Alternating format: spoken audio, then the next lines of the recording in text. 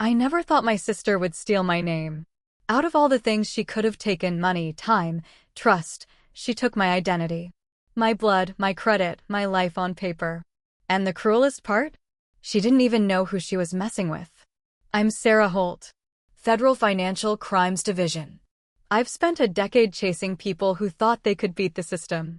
Turns out, the system taught me exactly how to bury them legally, quietly, completely. The day it started, the air smelled like burnt coffee and betrayal. I was in the office, going over a stack of case files, when I got a call from my bank. The voice on the other end was polite but uneasy. "Miss Holt," he said, "we're calling to confirm your application for the $90,000 business loan." I laughed. "You've got the wrong person," I said. "I don't own a business." He paused. "Ma'am, the application lists your social security number and home address." It felt like the world tilted sideways. My throat went dry. I told him to freeze the account and email me everything, every document, every signature. I hung up and stared at my reflection in the black screen of my computer. My pulse was pounding. Someone out there had every piece of my identity. And they were good.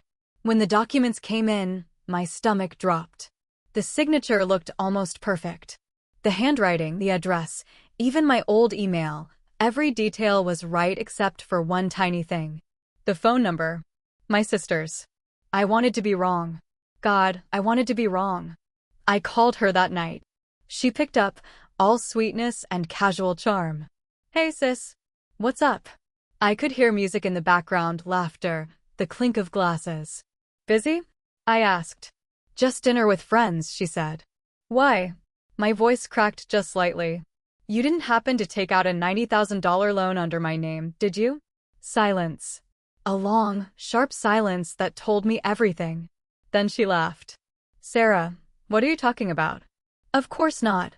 But I could hear her breathing change short, quick. She was lying. I didn't argue. I just said, "Okay," and hung up. Because I knew something she didn't. Every call I make, every word I say, I can use. Legally. I've built entire cases from less than that. Over the next week, I went to work quietly. I didn't file a report, not yet. I played dumb. Meanwhile, I started my own investigation, federal style. I pulled my credit report, checked every inquiry, traced the IP address tied to the loan application. It came from her apartment complex. I remember my hands trembling on the keyboard, not from shock anymore, but from rage so cold it burned. My sister Lily.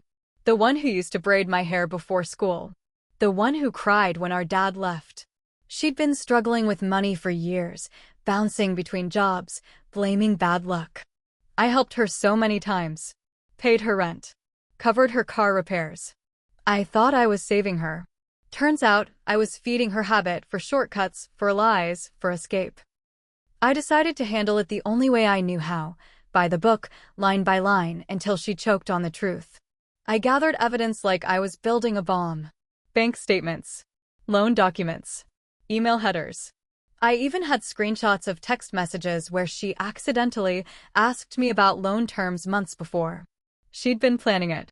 That part hurt most, how long she'd been thinking about using me. I didn't tell a soul. Not even my boss. At night, I'd sit at my desk, just a single lamp on, listening to the hum of my computer as I pieced everything together. The smell of old paper, coffee gone cold, and betrayal, it clung to the room. Then, one night, I drove to her apartment. It was raining and the city lights blurred across my windshield. I sat there, watching her window. She was home. Laughing with someone. Music playing. I thought about walking up there, about screaming, about breaking something just to feel the noise match what was inside me. But I didn't. Because I knew what real punishment looked like. It wasn't rage. It was precision. The next morning, I walked into the local bank branch, hers, not mine, and introduced myself. Showed them my credentials. The manager nearly fell over. "Miss Holt, we had no idea," he started. "You will," I said. I asked for the application file, the recordings, the surveillance footage. Federal access made it easy. Within an hour, I had everything. Her face on camera. Her signature on paper. Her voice confirming the terms. By the time I left, my hands weren't shaking anymore. They were steady. Cold. That night, I called her again. This time, my voice was calm. "Lily," I said, "I need you to listen to me very carefully. I know what you did." Silence. Then, a nervous laugh. "Sara, you're being dramatic." "No," I cut in. "I have the footage. The documents. Your signature. Your voice.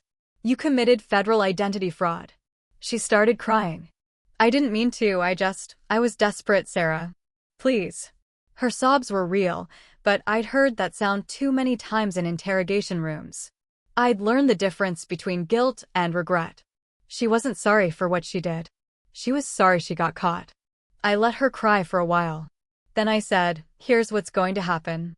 Tomorrow morning, you're going to walk into that same bank. You're going to tell them the truth. You're going to sign a full confession and accept the penalty. If you don't, I'll forward the case to the bureau myself. I've already written the report." She went quiet. Then she whispered, "You'd really do that to me?" I said, "You already did." The next day, she did go to the bank. But not because she wanted to make things right. She thought she could talk her way out, charm the manager, play innocent. What she didn't know was that I'd already arranged a federal liaison to be present, an old colleague who owed me a favor. When she walked in, they were waiting. She barely made it 5 minutes before the truth fell apart. She broke down halfway through her statement. By noon, I got the call. She confessed, my colleague said. Full admission. She's facing charges, but the DA's open to leniency if you request it. I sat there in my car for a long time. The sun was setting, painting the dashboard gold. My chest felt hollow. I didn't feel victory. Not yet. Just quiet. Later that week, I visited her. She looked small sitting there, like a kid again. She tried to reach for my hand, but I didn't move. "I'm sorry," she said softly. "I really am." I wanted to believe her. But I'd spent years studying people who said those words after they'd destroyed someone's life. I just nodded. "You will be," I said. Months passed. The case went through quietly. No headlines, no noise. She was fined, barred from credit access, and put under probation. I didn't push for prison. I didn't need to. The system had already marked her name. For years, every time she'd apply for a loan, every background check, every job, she'd see it. Fraud alert. Identity theft. A scar she gave herself. I didn't tell my colleagues. Didn't brag. Didn't post. I just went back to work. Sometimes, when I handled a new case file, I'd catch myself staring at the name on the page, wondering how someone could cross that line with family. People always ask me if I regret it. Turning her in. Losing her. The truth is, I lost her long before the loan. She just made it official. Now, when I look back, I don't feel anger. Just a kind of calm. Because I know that justice isn't always about punishment. Sometimes it's about truth, written down, signed, dated, sealed. And the moment you face it, it sets you free. The night after her sentencing, I sat alone on my porch. The air smelled like rain again, like that first night. My phone buzzed, her name on the screen.